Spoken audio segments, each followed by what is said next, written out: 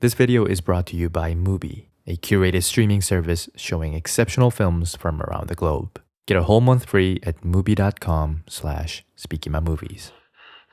What is the number one most predictable gimmick you see in film scenes that try to quote-unquote scare you? That's right, jump scares. Actually, there's one more. My house! Sorry, just wanted to drive the point home. Sorry. Jump scares are fleeting in nature. You may get nervous at the setup, anxious during the lead-up, and even scream at the impact, but once it happens, the tension is gone. This is why you don't want to use jump scares as the main ingredient if your goal is to give a lasting impression. They are closer to a garnish, a cherry on top of a well-baked pastry full of dreadful flavors. It's colorful, conspicuous, and sweet, but ultimately unnecessary if it doesn't supplement the dish. And I don't know about you, but I like my desserts simple. If I'm having chocolate cake, I want more chocolate, not cherries. Of course, if you're a cherry person, I have a whole video dedicated to jump scares, so feel free to refer to that. But for the rest of you, let's talk about the chocolate. I'm sure you've all had this experience before. You're watching a scene from a horror film. There's suspense in the room that puts you on edge, and something feels off about the presentation, but you can't identify why. Confused, you hope the scene will unfold and give you some clarity, but it doesn't. Without a satisfying resolution, the scene just ends. Except there was a reason for your anxiety. You simply missed it. This is our chocolate, a fundamentally antithetical ingredient to cherries. They not only supplement the dish, but also complement it by enriching the main note, all the while keeping the harmony by staying inconspicuous. They never jump out at you with a non-diegetic one-shot, nor do they rely on camera blocking to obscure their glaring presence. They stand tall, honest and proud, albeit blended in with the rest of the cake to deepen the profile. A perfect emulsification, or in the context of filmmaking, visual layering. There we have it. The s'more. But what kind of chocolate are we talking about? Unethically sourced chocolate and gelatinized sugar water imprisoned by industrial-grade graham cracker. Because even just within that particular sequence from Hereditary containing the outline example are multiple other instances of the so-called blink and you'll miss it moments, each with different intentions and subsequent effects. One popular subcategory of said approach, the blink and you'll miss it, but only if it takes you 10 seconds to blink, features the background figure as an active component of the scene's progression, purposefully drawing your attention through motion, lighting changes, or other applicable visual cues. Examples include the kitchen scene from The Strangers, the librarian from It, Mr. Bill from The Conjuring 2, and the peekaboo from the original Halloween. You could also make the reveal more abrupt and full force for dramatic scene transition, more defined for tonal emphasis, or delayed for contextualization. 나 아까 그 집에서 이상한 거 봤어. In fact, you can even build an entire film around this idea to explore various iterations, as seen in David Robert Mitchell's It Follows. Go away! Leave me alone, please! Then there's the distant cousin of the Blink series. Blink all you want, motherfucker, it's superimposed. Sorry. Where you camouflage an image by overlaying it on top of a relevant shot. Ari Aster's Midsommar does this to enhance the scene's background storytelling, while Fred Walton's When a Stranger Calls Back exploits the concept narratively. And since we're taking a detour anyway, let's at least acknowledge the divisive next-door neighbor. I told you she wasn't here! No. Where is Sam? Subliminal Sam. On a good day, Sam stays reserved and unassuming, popping up as a quick flash throughout the film to influence your subconscious as a thematic overseer without direct narrative bearing.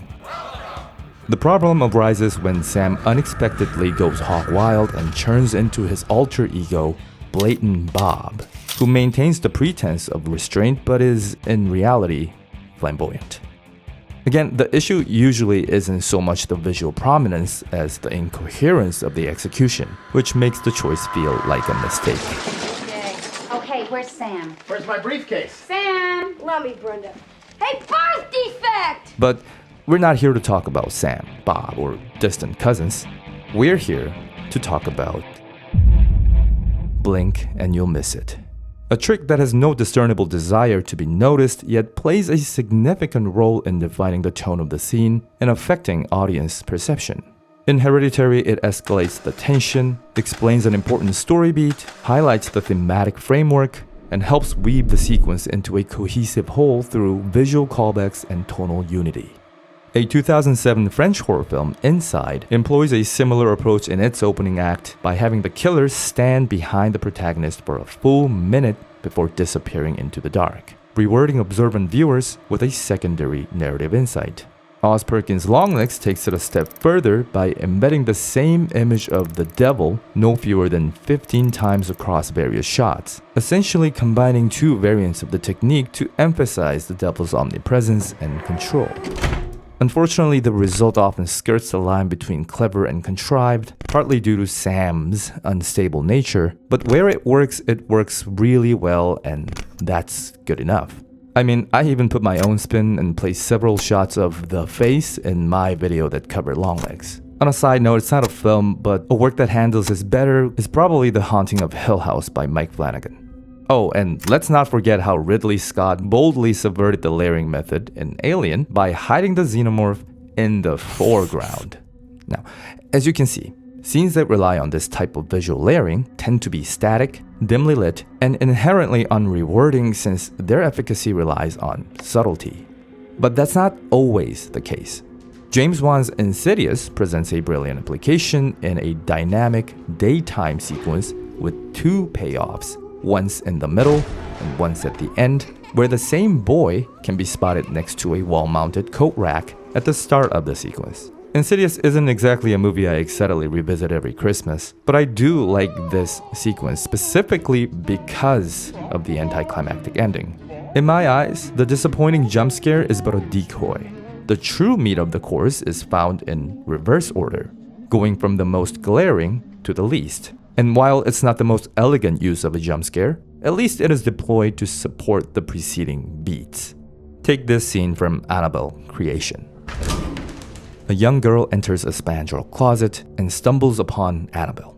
She carefully approaches it because, why wouldn't you? And realizes that it's sitting on a chair, which of course it is. You've seen this a million times. Dark space, creepy doll, shot reverse shot, and cutout score.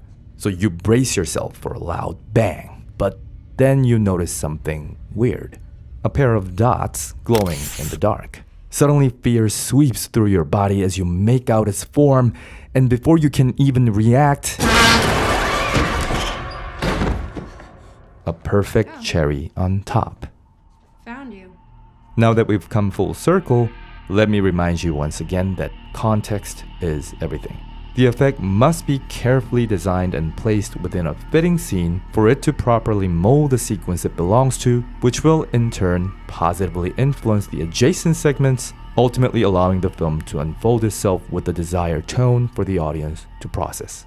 If you think that sounds impossible, watch Dario Argento's Deep Red. And if you hate that I didn't elaborate with a spoiler, let me instead introduce you to a different work you likely haven't seen that implements the technique with near perfection to refine both the central motif and thematic engagement. 장난하지 말아요.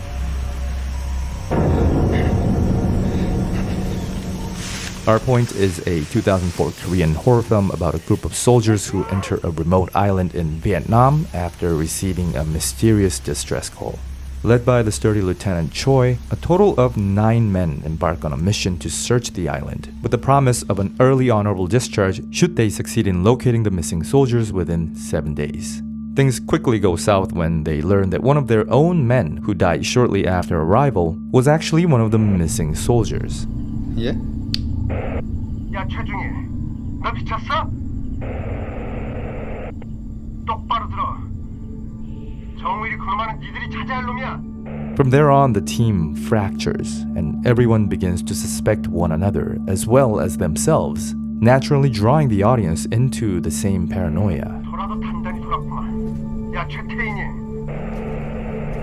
니넨 여기서 9명이 출발했어. 9명이. 알았죠? It compels you to question your own perception as an outsider. Perhaps you made a mistake or missed a vital clue. Was there anything unusual about the events, the interactions, or the shots that could, in hindsight, explain this revelation? And then it hits you. You've been counting wrong. There were always 10 soldiers on screen. Here, here, here. The film has been openly displaying the intruder in pretty much every collective shot of the soldiers, including a few instances that require a bit more effort to catch, as well as one shot that downright reveals his face. And you never noticed it. You only felt it. So next time you're watching a film and you feel like the scene is hiding something, pay close attention to the peripheries of the frame. And do not close your eyes. Like I said, if you blink, you might just miss it. Bob. Unless it's superimposed. Thanks for watching. Hello everyone, I hope you had fun with this one. There were certainly a lot more films I would have liked to include in this video but couldn't for various reasons. So hopefully I'll get to talk about each and every one of them in depth in the future. And while I was focusing on a very specific technique, the arguably more interesting topic in my head was about the power of subtlety in general, which is where I first started my research for this video. And as I always say, the number one place I visit for such research is Mubi, the sponsor for today's video. Mubi is an online curated streaming service dedicated to elevating great cinema from all around the globe, ranging from the works of iconic directors to emerging actors. And since every film is hand-picked, it's a great way to watch films you already love, and an even better way to discover new films you haven't seen before. For instance, I've been planning to watch Magnus von Horn's The Girl with the Needle for the longest time, and I finally got to watch it on Mubi during my research for this video. And I gotta say, it's an incredible watch. It's beautifully shot, paced, and told, with tons of nuanced visual tricks relevant to our discussion today. Of course, I'm currently in Canada, and so your movie selections might look different depending on your location, but rest assured, Mubi always has a carefully picked selection of works that are more than worth watching. Better yet, right now you can try Mubi free for 30 days by using my link at mubi.com/SpikimaMovies. That is mubi.com/SpikimaMovies. So definitely check it out, and I'll see you all in the next one.